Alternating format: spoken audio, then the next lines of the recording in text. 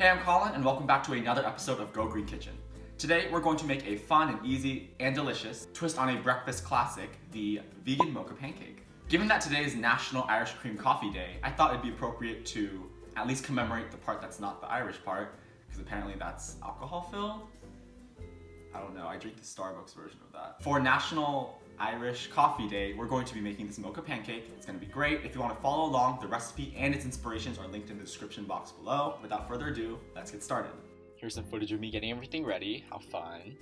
Okay, so I've already gotten out the other ingredients, but before we actually get started, the first thing we have to do is to make buttermilk.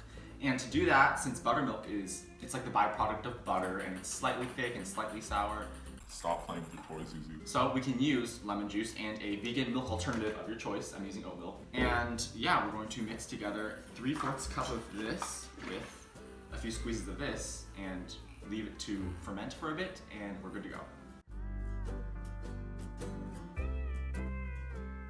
Setting that aside, let's now mix the dry ingredients. Take 3/4 cup of all-purpose flour, or almond flour, wheat flour works too, and 3/4 teaspoon of baking powder.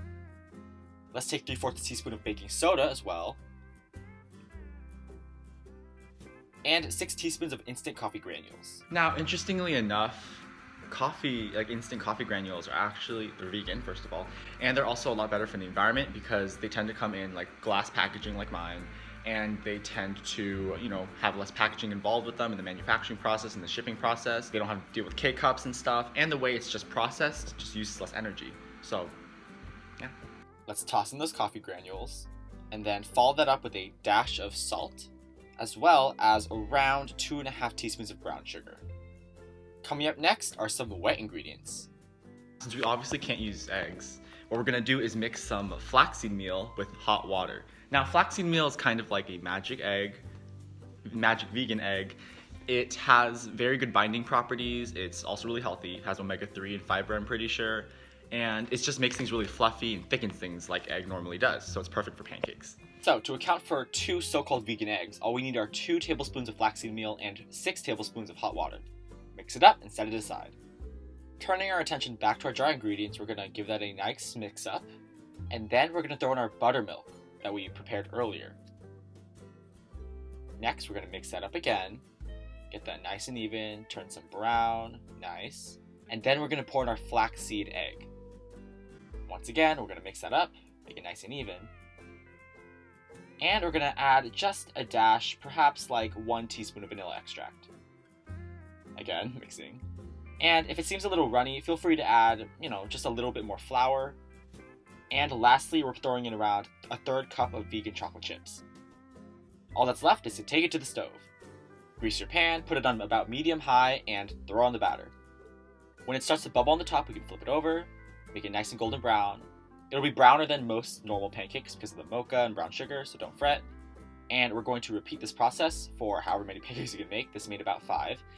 And ignore the fact that I kind of burned the last one. Moving on. Now I have to say I'm pretty proud of this one. It turned out beautifully. It's a great golden brown. It's moist, fluffy, and it was really easy to make. As you can see, I'm cutting right into it. The chocolate be staining that knife. It's nice and steamy as I pull out that triangle.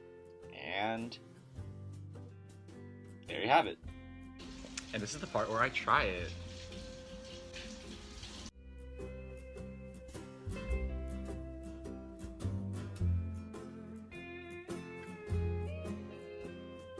Incredible, immaculate, perfection. What else needs to be said? Go make it.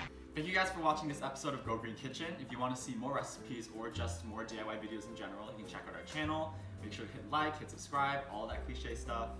Oh, and if you want to try this recipe yourself, you can go to the description box below, and the recipe doc is there with all the sources and everything. That's all. Thanks.